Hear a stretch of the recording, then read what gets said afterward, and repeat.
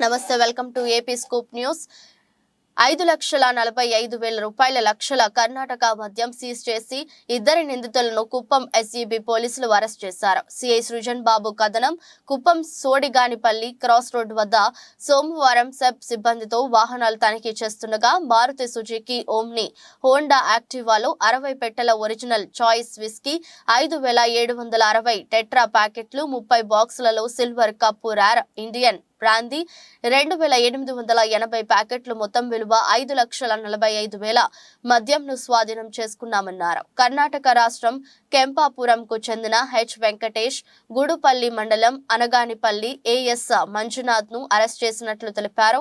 ఈ దాడుల్లో SEB CIG Srujan బాబు, SI Anvesh, Uma Mahesh, Devendra, Madhu మరియు రఘులు పాల్గొన్నారు. రవాణా చేసిన వారిలో పలు దఫాలుగా కేసులు నమోదు చేయబడిన వారు వర్తకులు.